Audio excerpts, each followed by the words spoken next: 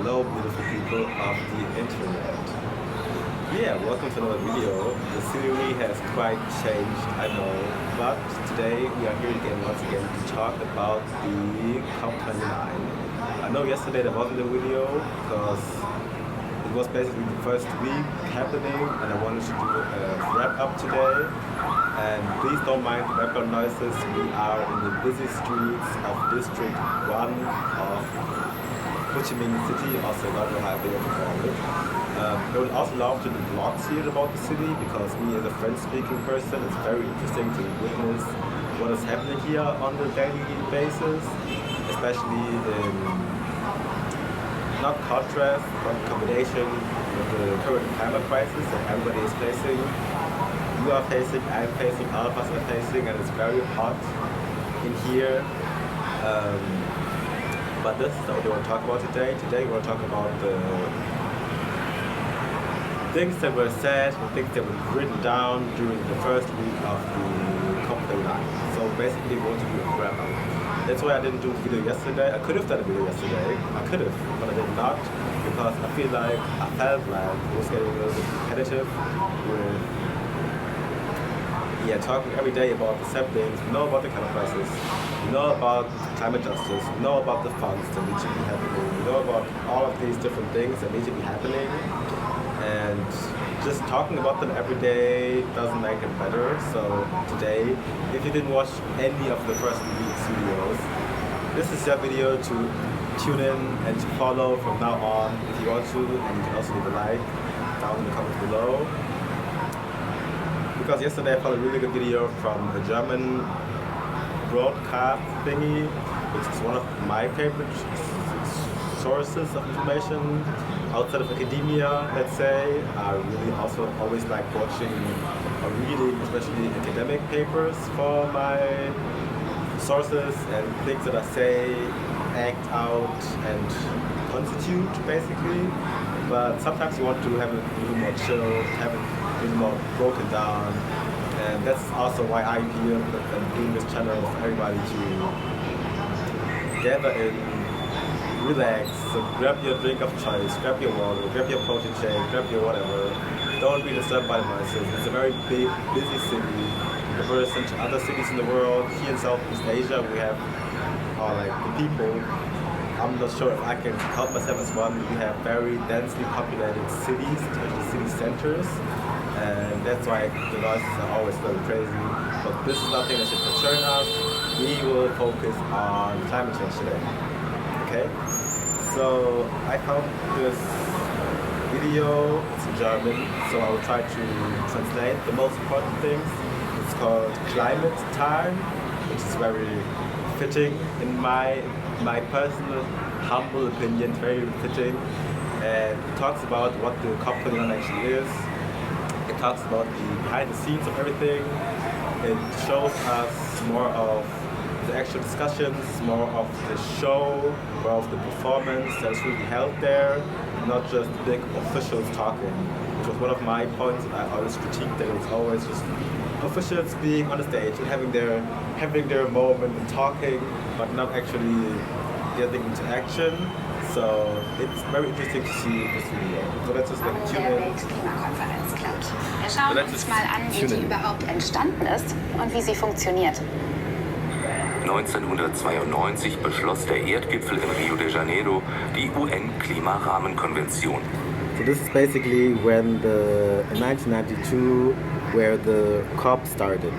Als erste internationale Vereinbarung sieht sie den Klimawandel als Problem an und fordert zum Handeln auf. And it was one of the first global institutions that said, okay, climate change is a problem, we need to do something about it. Die Vertragsstaaten treffen sich seit 1995 jährlich zur Weltklimakonferenz, der Since 1995, all of the countries that are in the contract of the COP29 to this day are meeting yearly. And I feel like it's very good illustrated, so that's why I'm using this video. But I will try to also link it down below, but I know you can't, depending on which country you're from, you cannot access the video, that's why I will have to show you this channel. COP, Conference of the Parties. Die COPs mit bis zu 40.000 Teilnehmenden werden vom UN-Klimasekretariat in Bonn mit vorbereitet. Die wissenschaftlichen Grundlagen für die Beschlüsse der COPs liefert der Weltklimarat IPCC. One of the most important institutions is in Germany. That's important for you to know. And if you don't know the IPCC, I would suggest you to look it up. It's not my place. It's not my power as just as a student to explain to you what the IPCC is. But if you are interested in climate issues, look it up. Die COPs sind das Instrument der internationalen Klimapolitik, ihre Aufgaben, Aktivitäten. And now they're just talking about how the COPs are one of the biggest and most powerful institutions in climate action and going on. Über das zu berichten, was hier hinter mir in den Plenaries, also den Verhandlungsräumen, von den Delegierten der fast 200 Länder gesagt wird. Oder über die Textentwürfe, die teilweise auch hier in den Meeting Rooms verhandelt werden. Bei beidem dürfen wir aber gerade leider nicht rein. Dafür können wir uns hier die Zeit vertreiben. Hier hat nämlich jedes Land seinen eigenen Stand. Bei Katar hängt Efeu an der Decke. So that was basically just saying, that was basically just showing a little bit more of the big venue that you're in, about all of the almost 200 states, countries, and other forms of governmental power are represented there. And how it's not just this one big room where all of the officials always gather, but it's more of like a whole. They told it's in a football stadium, and there are also multiple NGOs. There are climate activists from all around the world protesting. But if it really gets to the places of power where you have to really discuss the things, really listen to the people, really look at the people in their eyes and listen to the stories that they have, it's a different story. It's a completely different story.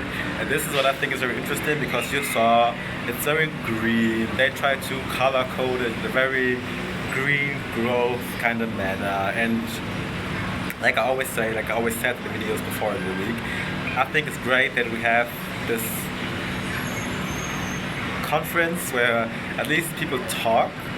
But if there's only talk and no action with the talk, and sometimes it can be a little bit frustrating to younger generations or to people in developing countries in the global south, but also in the global north, where climate issues are more and more a thing.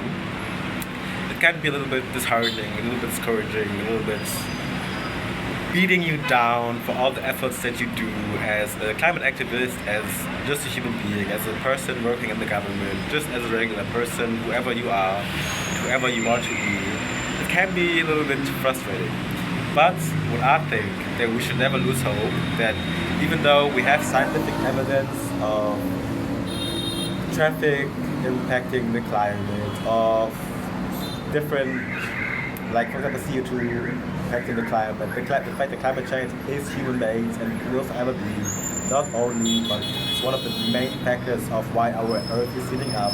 We saw it in different protocols, different agreements. For example, in Paris, it's very fitting that I am in Ho Chi Minh City right now, because the city is a little bit like a different version of how the Parisians or how the French people, the French tribe, or the people living in France, however you want to say it, build it. So that's why it's very interesting to be watching all of this, being part of this, happily having the luck to record from this place here and actually showing you what impacts climate can have. For example, for me it's Christmas time and I will be back in my home country for Christmas, but right now it does not feel like Christmas at all. Maybe you can see I'm in a t-shirt. It is very, very hot. It's getting hot in here, and if we don't choose to take action slowly or fastly, then we will have a problem here on this earth. And I don't think that anybody wants this. People are dying every day. People, not just from climate change, I don't want to even say not just from climate change. We have like different conflicts in this world. We have like crises happening. We have like invasions happening. We have all different kinds of stuff happening in this world, and climate change is just like a catalyst for all of those things to make them even worse. So let's try to be mindful today. Let's try to take some climate action wherever you are, whatever you can do for the climate, even if it's just picking up the trash, even if it's just using a little bit less energy, even if it's just charging your phone one less time than usually, even if it's just putting a cigarette down, whatever you can do, try to do it today. That already is climate activism. If we cannot be there in Baku, we cannot be there, but we can try our best. And that's what I can do, that's what you can do, and this is my call to action for everybody today. So always stay hopeful. We will get this. I'm sure that we will get this. Never lose hope. Whatever you believe in, never lose hope. And thank you for tuning in. If you like this video, leave a comment. If you have criticism, leave a comment. If you want to follow me on other socials, I have TikTok, I have the Tiki Day of the Talks, I have Snapchat, I have Instagram. Everything will be linked, not leaked, linked down in the comments below. And yeah, if you have suggestions for me for videos, I will be in Southeast Asia for a little bit more time. And even if I'm back in the whole country, there's like lots of more content to come. So this summer will not stop for a long time for me. Hopefully until next summer. And hopefully I will see each other again in the next video. Bye.